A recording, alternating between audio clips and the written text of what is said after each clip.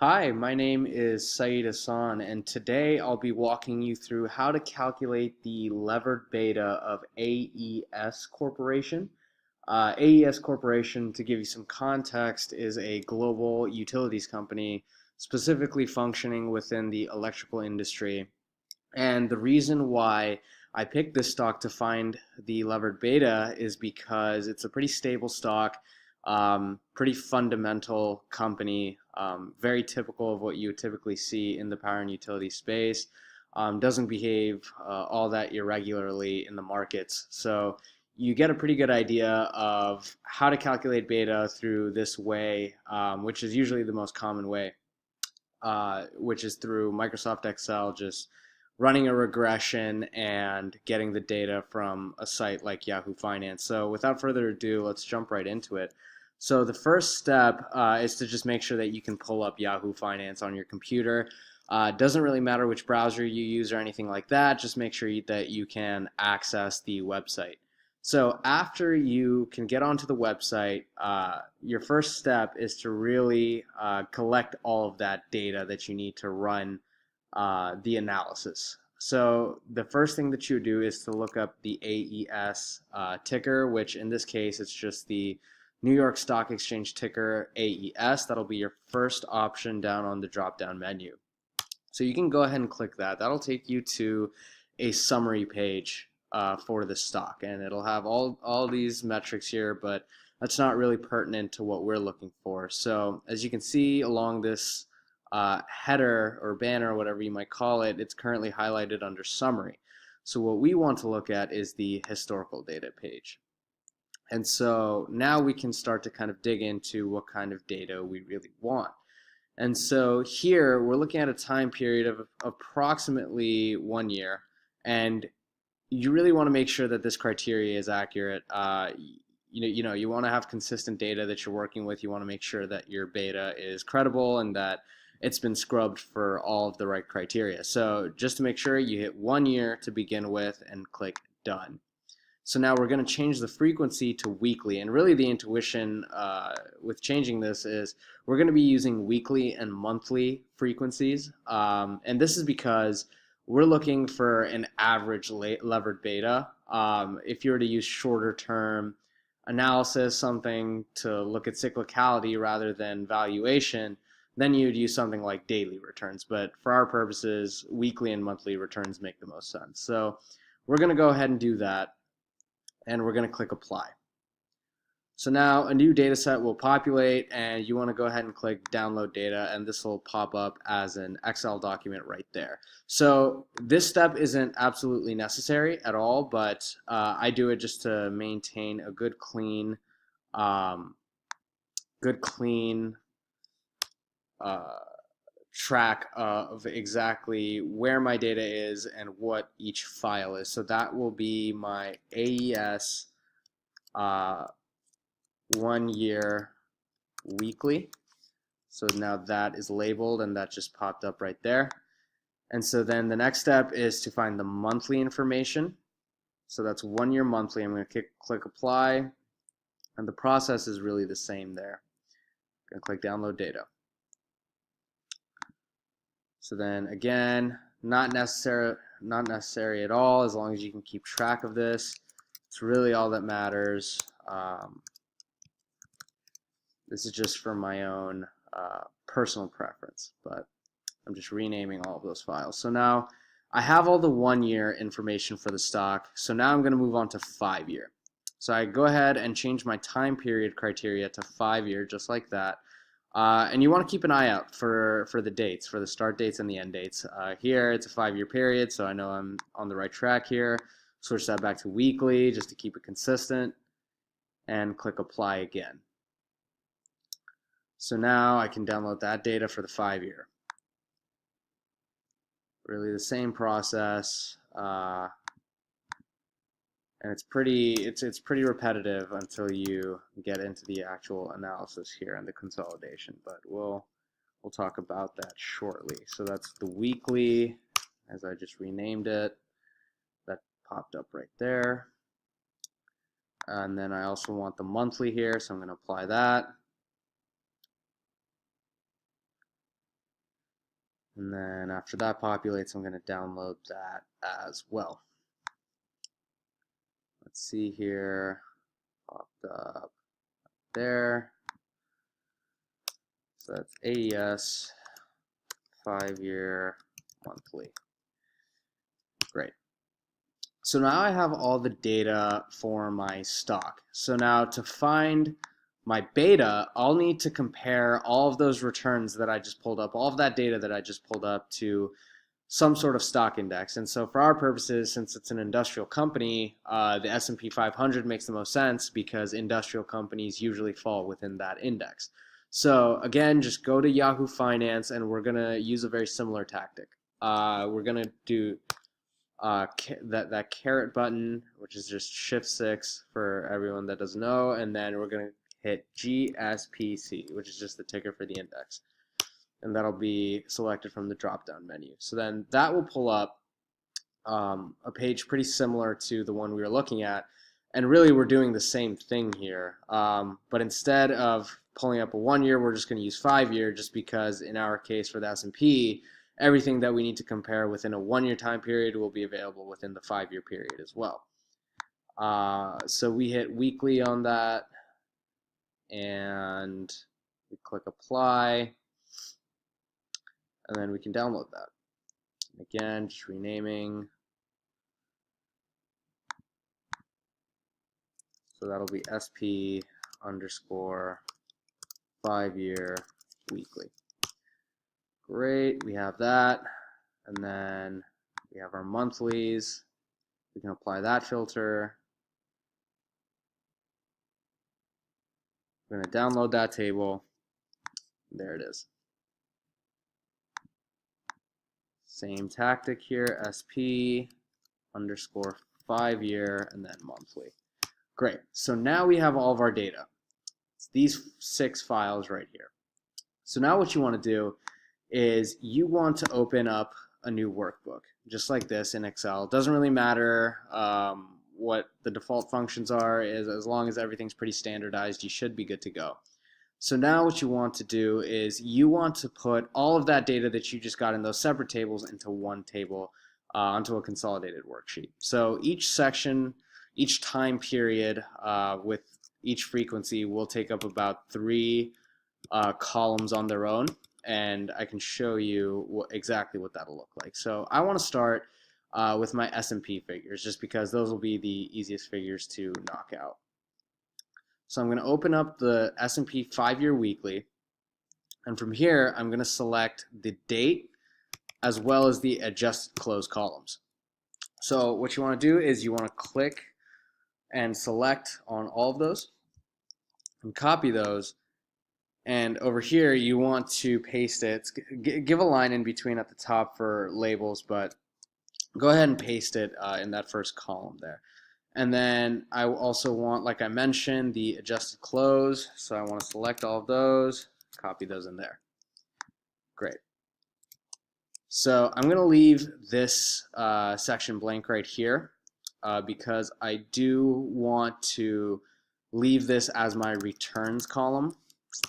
And so these headers will actually be present for every single section. It's not going to really make a difference in the headers. The headers are all going to be the same, so you just kind of want to repeat as much as you can for all of the sections. So again, just making it easy for myself. We'll leave this blank and come back to it. We'll cover that in the analysis section. But I have my S&P weekly. Now I want my monthlies as well. So I'm going to put those right here.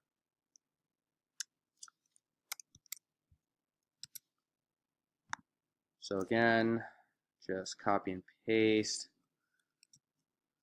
right there, and get my adjusted close numbers as well. Let's see where that is. That's 5-year week. Monthly, will be those numbers right there. Paste that. Okay. So now we have all of those made for the S&P. So now it's just a little bit of labeling I'm just going to knock these out really quickly just to make sure I'm organized. So I'm going to hit merge and center right here, and I'm just going to label it SP weekly, or sorry, that'll be 5-year weekly. And same thing for here, only instead of weekly, that will be monthly. Great. So now I have that. So now for these 3 columns, I'll be using the stock returns. So I want to go in order here, not rocket science, just follow the 1-year weekly, 1-year monthly, and then go to the 5-year weekly, 5-year monthly, just chronologically in sequence. So let's get the data for that. So again, it's the exact same kind of format. You just want to grab these dates right here. That's a simple copy and paste job. And put those in there. Should probably close out of some of these just to make sure I'm organized. Great. Okay. Now I have the adjust close for that. Great. And then I can paste that in there. And so again, this is pretty repetitive, but definitely necessary just to make sure you are organized. And so this will be AES 1-year weekly, and I have that marked and labeled clearly there. So I'm going to repeat that labeling process just to make sure I really have it down. So this will be my monthly. Like I said, we're going in sequence here. This will be the 5-year weekly. And same thing here. And then that'll be my 5-year monthly. And then just to make sure my labels are good, just do that, and finally there. Great. So now I have it organized and I can put in the rest of these. So I have the weeklies in there, now it's onto the 1-year monthlies. Again, copy and paste.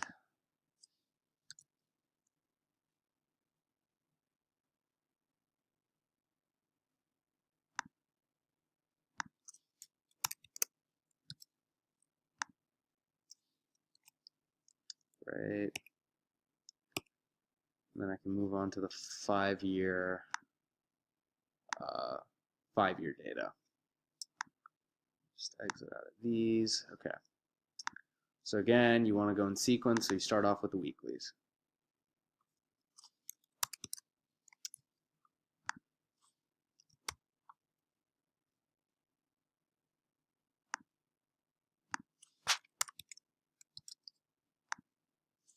Now we have that.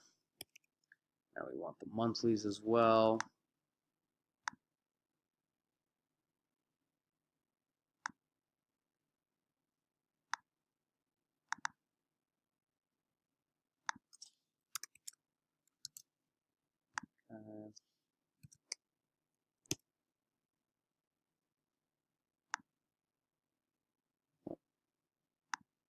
And the adjust close here. So go. Great. So now we are able to see all of this data. And so now really we can begin the analysis for finding the levered beta. So the first step of this is to find out what the returns are from each differing time period. So I've stated the formula in the text version of this guide, but what that really looks like in terms of a formula is you're going to take the equals button, hit that there, you're going to select this cell, the most recent return, and then you're going to divide that by the prior return.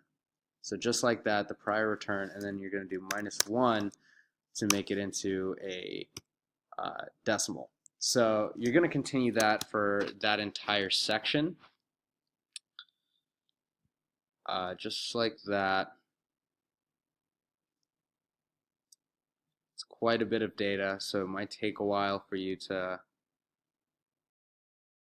Hey there, so the video actually cut out in the middle of just dragging that formula down, but for the sake of time, I've actually copied that formula into all of these cells that say return. Nothing tricky here, it's just literally a matter of taking that formula that was in that original first cell and then copying that over into all of these other cells. Now, uh, the point of this is you will be comparing each of these returns, whether it be the AES 1 year weekly or the monthly, you'll be comparing that to the S&P 5 year weekly and monthlies. And so the way to do that, you want to set aside about 2 columns to calculate your beta. One column I like to use just for labeling purposes. So I'll just for the sake of convenience set aside these 2 columns right here for my beta calculation. So obviously I have a 1 year beta as well as, or sorry, that'll be a 1 year beta that's a weekly. And then I have another one that's actually, I'll just relabel that as 1 year weekly. Cool. And then I have the 1 year monthly. I have the 5 year weekly, and then the 5 year monthly, as well as an average. So in terms of actually calculating the beta, what you want to do here is run a regression, like I said, between each of these returns and their corresponding S&P returns to get a gauge of how the stock is doing compared to the market. And to do this, you're going to be using the slope function for each of these 4 cells here, just corresponding to how they're labeled. So for the 1 year weekly, you're going to do equals slope, and your known y's are always going to be the stock return. So it's always going to be an AES figure. So you're just going to select that entire thing. Just for the sake of cleanliness and organization, I like to not include that last error cell. Doesn't really, do anything if you include it in your calculation, but just to maintain and keep the data looking clean, make the function look clean, I just like to avoid it altogether. So you want to match this up with the S&P weekly returns up till that point. And so what I mean is you're going to be selecting all of the S&P returns that correspond to the closest thing to November 16, 2015 with the S&P.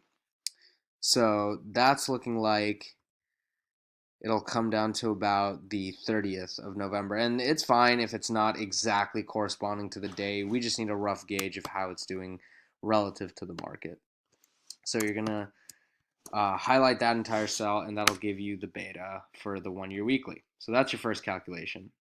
And just a side note, but this is usually, or rather, this is a pretty unusual beta to get, and that's why we calculate all of these betas. The intuition is that even if one of these betas is a little bit of an outlier, it'll average out to give you something a little bit more accurate. So let's go through this analysis and see what we find. So the next one that we're looking for is the 1 year monthly. Same process here. You're going to be using the slope function, but instead of using the weekly, you'll be using the monthly. So that's everything right here. And then you're going to want to make sure that your S&P monthly returns match up there as well. So that looks correct. Let's see what we get. Beta of about 1.47. Repeat that process with the 5 year weeklies. Let's see.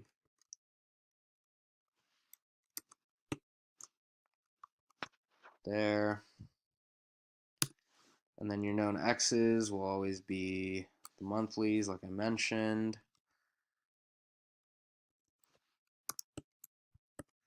So that should give us that beta. Let's see. If this does happen, It's usually a matter of the slopes not adding up correctly, or yep, there it is. Okay. So let's troubleshoot a little bit here. Control U.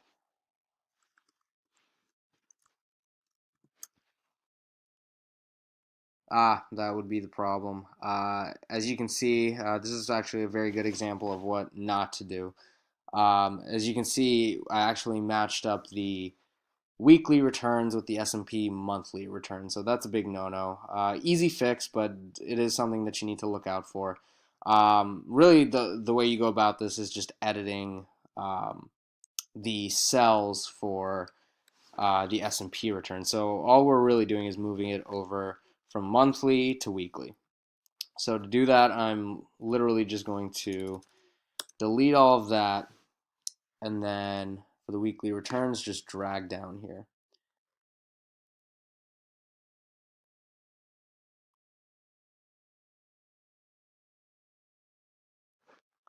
There it is.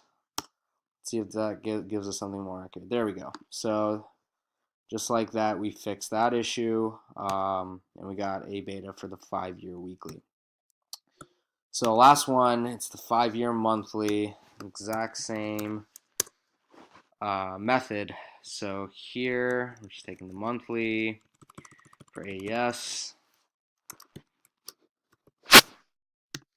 and we are using the S&P